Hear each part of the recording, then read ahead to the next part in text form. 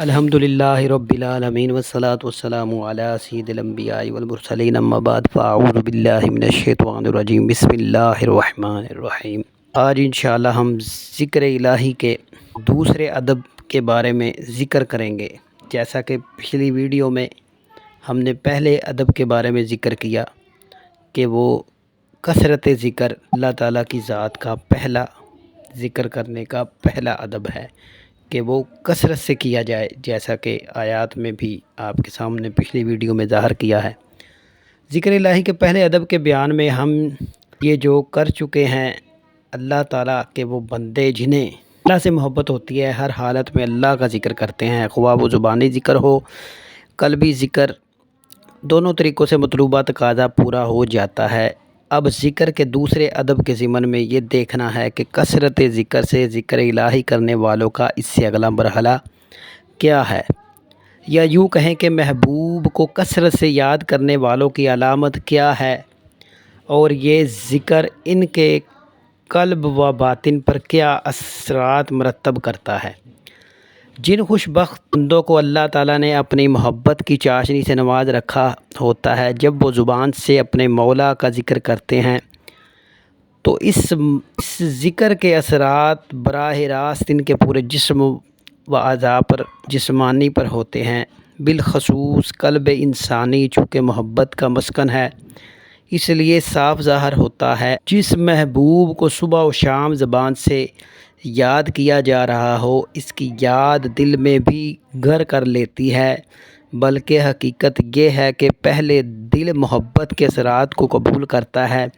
تب جا کر زبان بعد ازاں دلی جذبات کی ترجمانی کرتی ہے۔ لہٰذا اب یہ سمجھنا مشکل نہیں رہا کہ جس طرح زبان ہمہ وقت محبوب کا ذکر کرتی ہے اور کسی لمحے بھی اس کے ذکر سے غافل نہیں رہتی، بس اسی طرح قلب انسانی کا تقاضا بھی یہی ہے کہ وہ محبوب کی یاد میں ہمہ وقت ہمہ تن محو رہے، اور دل جب یاد الہی میں مگن ہو جائے تو وہ کسی حالت میں غفلت کا شکار نہیں ہو سکتا۔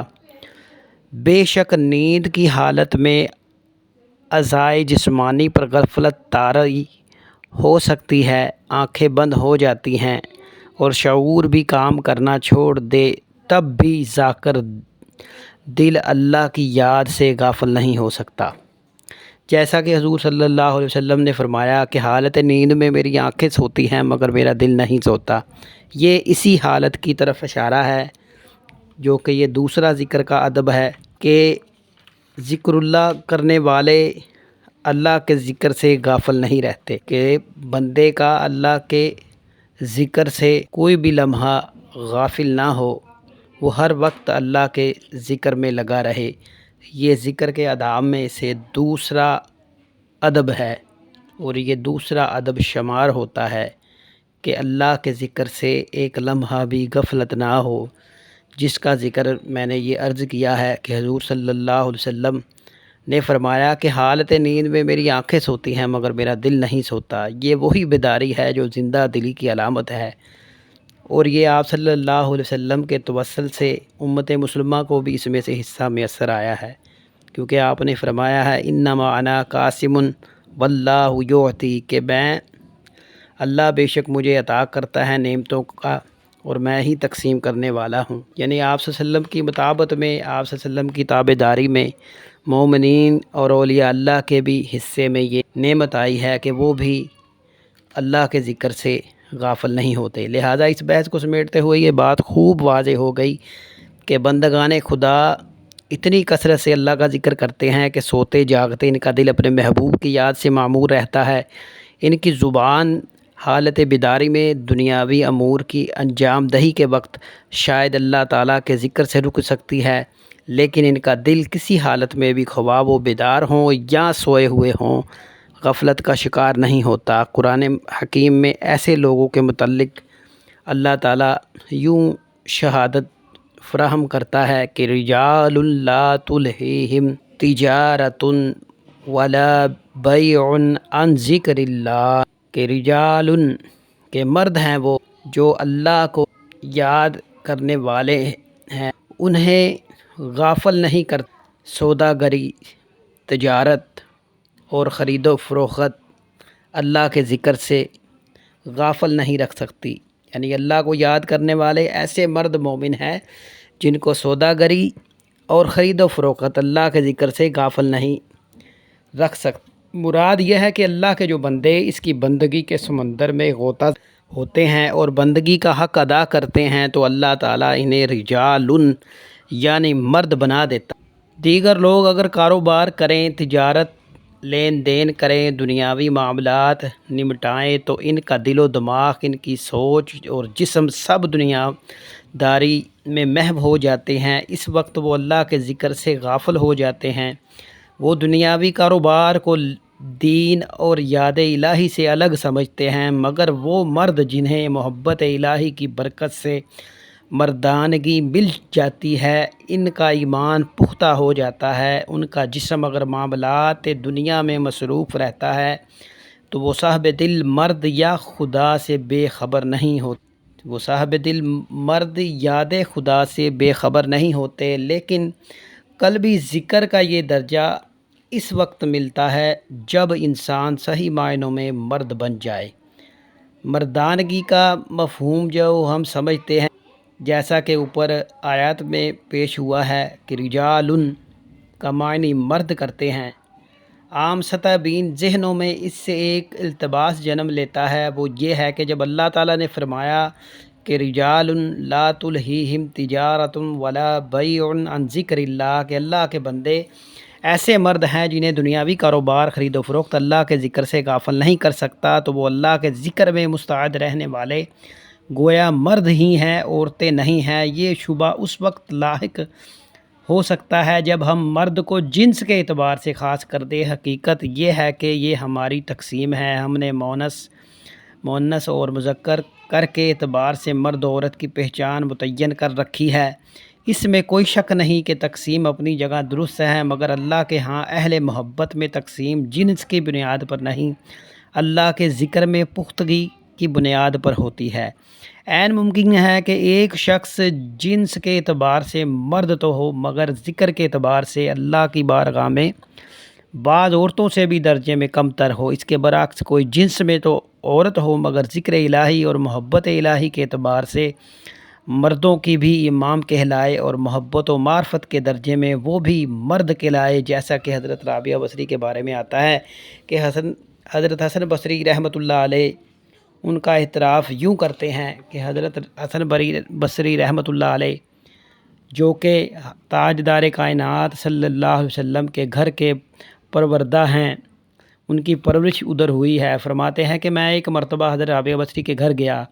جو آپ کی ہم عصر تھی۔ اس دن وہ محبت و معرفت الہی کے موضوع پر گفتگو فرما رہی تھی۔ آپ فرماتے ہیں